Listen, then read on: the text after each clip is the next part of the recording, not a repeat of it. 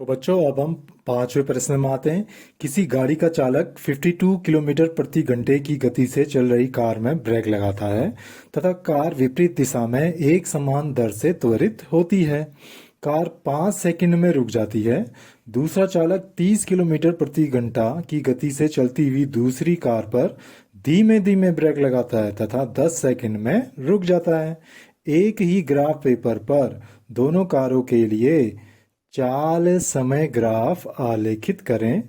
Break लगाने के पश्चात दोनों में से कौन सी कार अधिक दूरी तक जाएगी।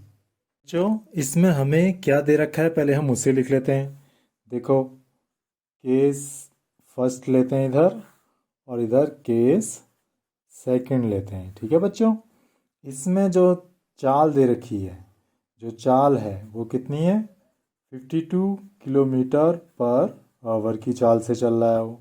ठीक है, तो प्रारंभिक चाल दे रखी है 52 किलोमीटर पर आवर और जो इसका समय है, कितना समय लगता है? t बराबर 5 सेकेंड।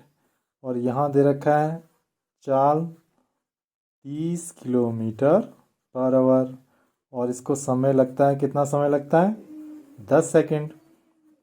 तो बच्चों अब हमें समझना है कि ये क्या दे रखा है। ठीक है, वो कह रहा है कि 52 किलोमीटर प्रति घंटे की रफ्तार से वो गाड़ी चला रहा था।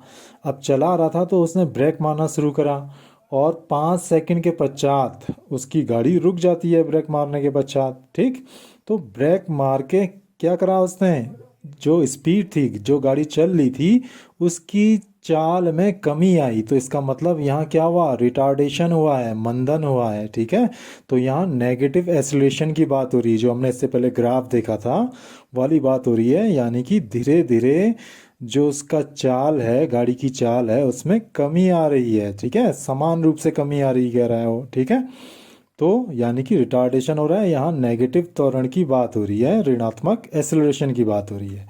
और वही केस दूसरा भी है जिसमें वो 30 किलोमीटर प्रति घंटे के प्रारंभिक वेग से चल रहा था और उसने 10 सेकंड में उसने ब्रेक लगाए और धीरे धीरे ब्रेक लगाए और 10 सेकंड के पश्चात उसकी गाड़ी रुक जाती है।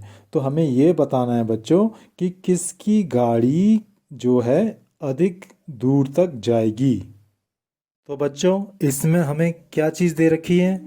हमें दे रखी है स्पीड दे रखी है और हमें दे रखा है, क्या दे रखा है? समय दे रखा है। स्पीड दे रखी है और समय दे रखा है। तो हमें ग्राफ खींचना है चाल और समय के बीच में। तो हम जानते हैं कि चाल और समय के बीच हम ग्राफ खींचते हैं तो जो यहाँ तो क्या हो रहा है? मंदन हो रहा है, गति में कमी आ रही है ना, गति में कमी आ रही है। तो यहाँ ऋणात्मक त्वरण को प्रदर्शित करेगा ग्राफ का स्लोप। ठीक है बच्चों, और जो ग्राफ के अंडर का एरिया होगा, जो अंदर का एरिया होगा, क्षेत्र होगा, वो दूरी को प्रदर्शित करेगा। तो इस प्रकार से हम निकाल लेंगे। ठीक है, पहले इसका ग्राफ बनाते हैं फिर समझ में आएगा। लेकिन बच्चों इसमें एक और चीज़ है। देखो बच्चों, हमें समय जो है वो सेकंड में दे रखा है। ठीक है, और हमें जो वेग है वो वेग दे रखा है किलोमीटर प्रति घंटा में। तो इस किलोमीटर प्रति घंटे को हमें किस में बदलना पड़ेगा? मीटर बट्टा सेकंड में बदलना पड़ेगा, तभी दोनों की यूनिट सेम हो पाएगी ना। जब हम फिजिक्स में सवाल हल करते हैं किसी भी चीज़ में तो यूनिट हमें सेम लेनी पड़ती है। ठीक है, इसकी सेकंड में ले रहे हैं तो जो इसका वेग है या जो इसकी चाल है तो उसको भी हमें सेकंड में ही लेना पड़ेगा। तो मीटर अपॉन सेकंड में लेना पड़ेगा। ठीक, तो होता क्या है बच्चों, जो किलोमीटर प्रति घंटा है उसको मीटर प्रति घंटा में बदलने के लिए हम 5/18 से भागा दे देते हैं। ठीक है बच्चों, तो इसे भागा देके कितना आएगा इसे देखते हैं। 2×9 = 18 हो गया, 2×2 = 4 हो गया और 2×6 = 12। अब देखो ये इससे जा रहा है कि नहीं जा रहा है। अब ये कितना आ जाएगा? 26×5, 26×5/9।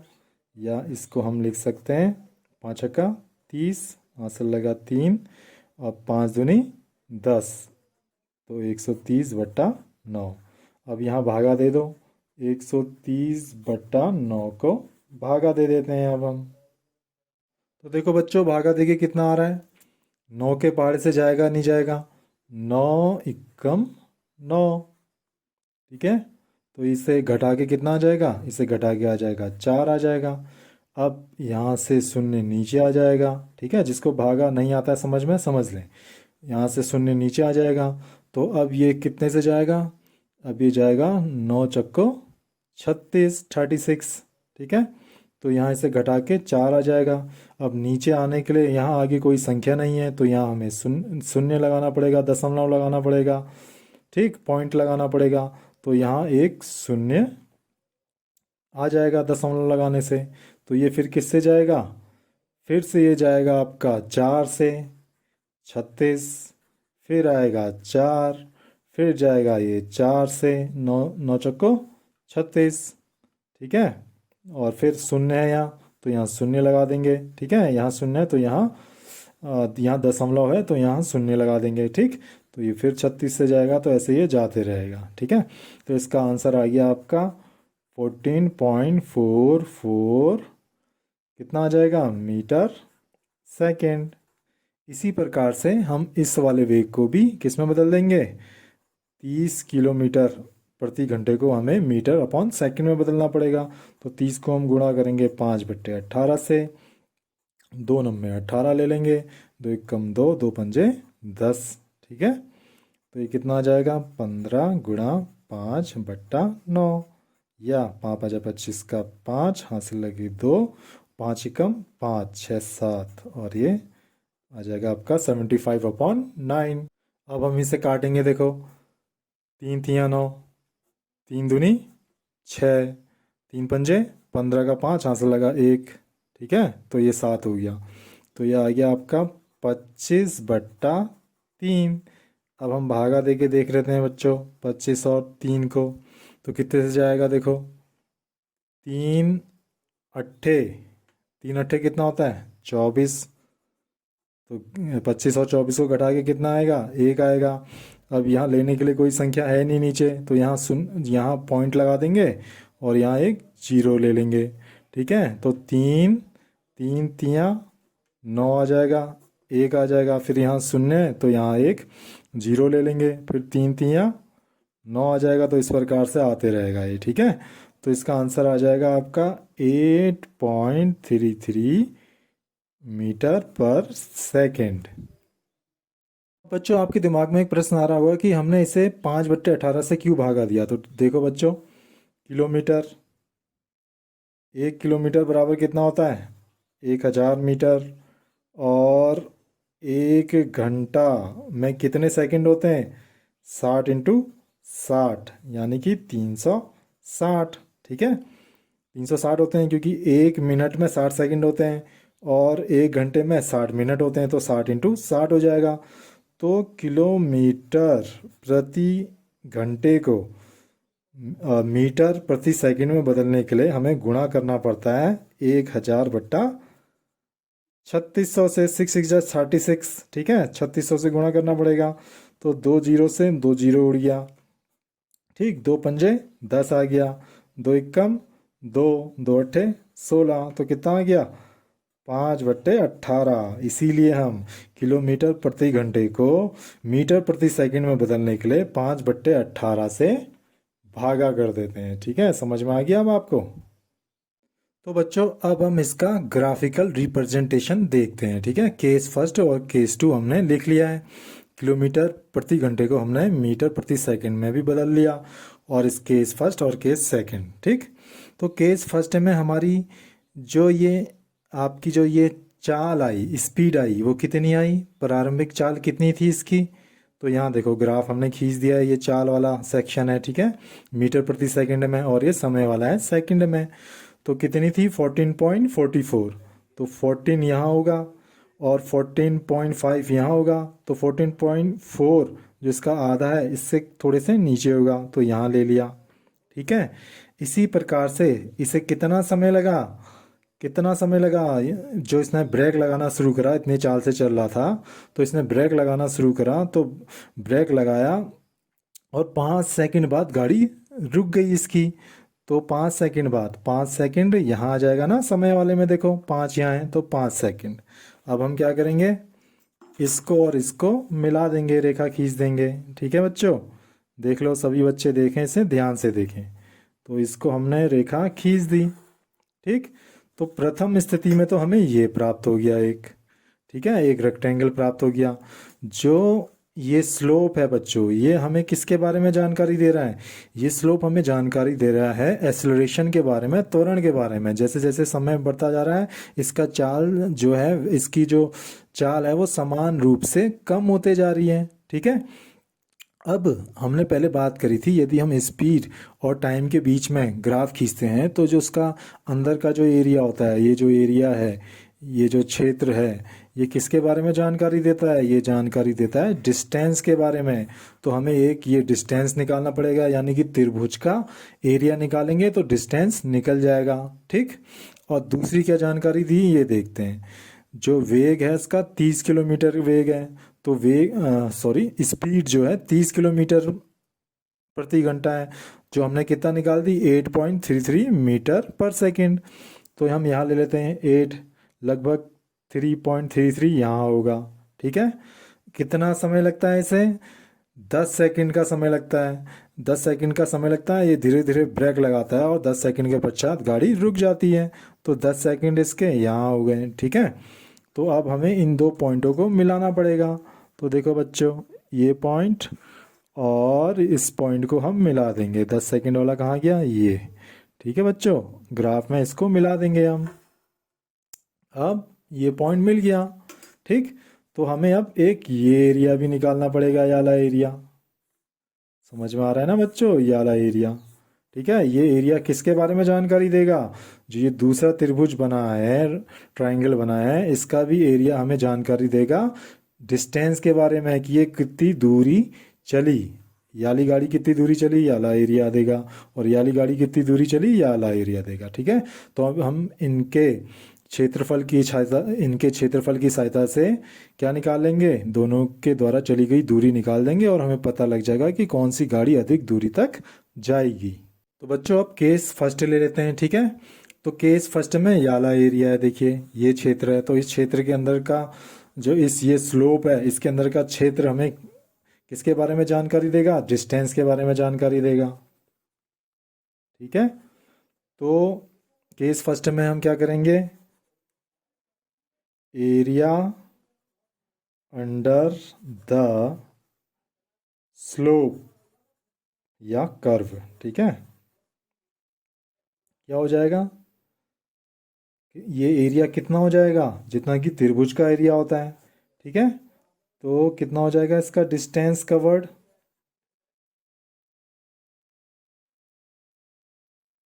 इसके द्वारा चली गई दूरी कितनी हो जाएगी? जितना कि त्रिभुज का होगा एरिया, ठीक है। ये त्रिभुज है, तो एरिया ऑफ ट्रायंगल, जितना त्रिभुज का क्षेत्र है। तो त्रिभुज का क्षेत्रफल क्या होता है? 1/2 गुणा, क्या होता है? 1/2 गुणा आधार गुणा ऊंचाई, ठीक है बच्चों। आधार गुणा ऊंचाई, यानी कि हम इसे क्या इंग्लिश में कैसे लिख सकते हैं? 1/2 गुणा बी, बेस, गुणा ऊंचाई, हाइट, ठीक है। तो 1/2 गुणा बेस कितना है इसका? देखो बेस कितना है? 5, गुणा ऊंचाई कितनी है इसकी, हाइट कितनी है यहाँ से यहाँ तक, कितना था? वो था आपका 14.44। तो हम खाली 14.4 तक ले रहे हैं, ठीक है, भागा को थोड़ा इजी बनाने के लिए। तो यहाँ देखो मैंने क्या करा, बट्टा लिया, पॉइंट ये दशमलव काटा, पॉइंट काटा और यहाँ एक जीरो ले लिया, ठीक है। अब देखो 2 के पहाड़े से कट जाएगा, 2 पंजे 10, 2 सत्ते 14, 2 दूनी 4, 5 से 5 कैंसिल हो गया। तो ये कितना आया? 1/2 गुणा 72। तो ये 2 के पहाड़ से फिर कट जाएगा, 2 तियाँ 6 और 2 छक्के 12, 12 का एक हासिल इसमें लग गया तो ये 7 हो गया, ठीक है। तो ये आ गया 36। तो डिस्टेंस कवर्ड कितना आ गया? 36 मीटर में, क्योंकि हमने किस में ले रखा है? मीटर अपॉन सेकंड में, और ये सेकंड में, इसलिए ये मीटर में आएगा, ठीक है बच्चों। तो ये आ गया 36 मीटर। अब केस सेकंड करते हैं बच्चों। तो इसमें देखो ये केस सेकंड का एरिया ये है ना, ये है, ये हमें प्राप्त हुआ था, ठीक है। तो इसमें डिस्टेंस कवर्ड कितना हो जाएगा? हम डायरेक्ट कर लेते हैं इसको, ठीक है। डिस्टेंस कवर्ड कितना हो जाएगा, एरिया ऑफ ट्राइंगल, तो 1/2 गुणा आधार गुणा ऊंचाई।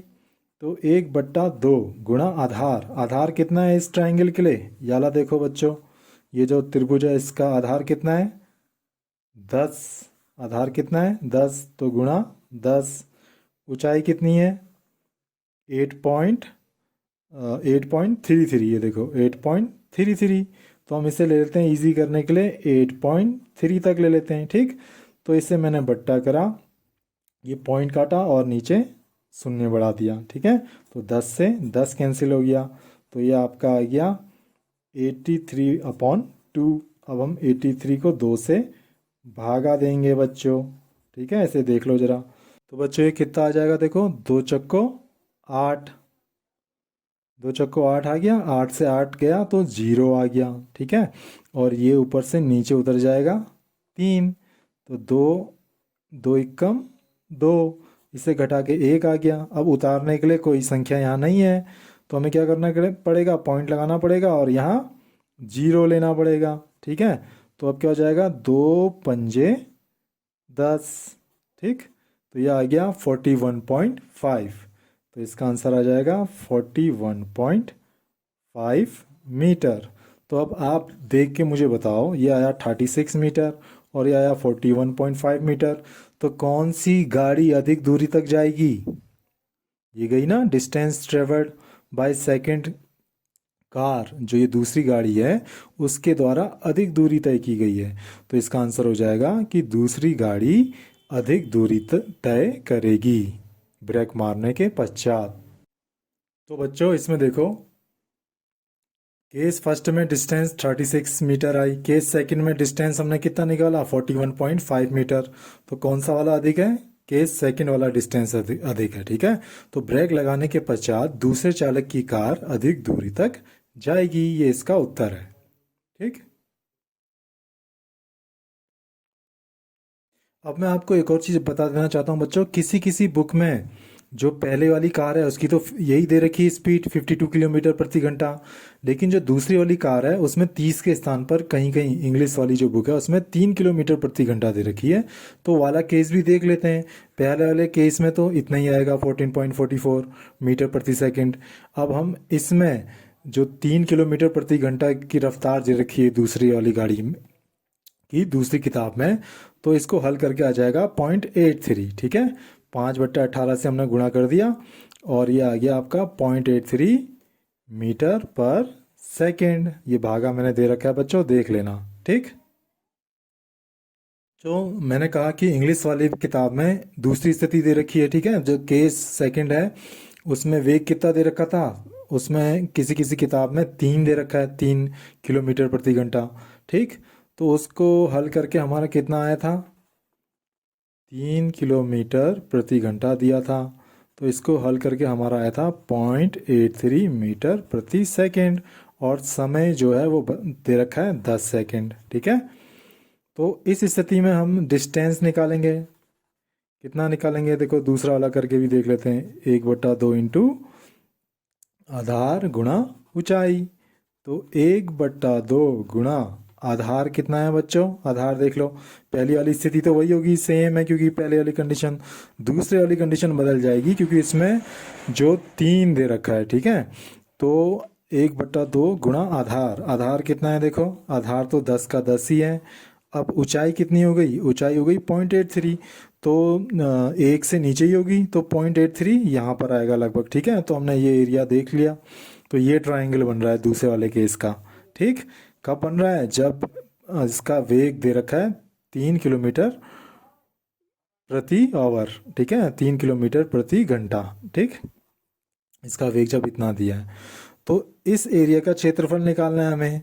तो ऊंचाई कितनी दे रखी है, 0.83 दे रखी है। तो इसमें देखो हम क्या करेंगे, पॉइंट हटाएंगे और ये 100 आ जाएगा, 1 0 से 1 0 कट गया, तो ये आपका आ गया 83/20, 2 गुणा 10, ठीक है। तो 20 से हमें भागा देना है 83 को, तो क्या हो जाएगा बच्चों, देखो 20 से 83 को भागा देंगे तो ये जा रहा है चक्को 4 से, 4 से कितना जा रहा है 80, 80 में से घटा के कितना आ जाएगा, 3 आ जाएगा। अब यहाँ लेने के लिए कोई संख्या नहीं बची है तो पॉइंट लगा देंगे और यहाँ 0 लिख लेंगे, तो अब ये 1 से जाएगा। तो बच्चों केस फर्स्ट में तो आंकड़े सभी सेम है, देखो 52 14.44 निकला और समय इतना दे रखा है और डिस्टेंस 36 ही निकलेगा इसमें, ठीक है।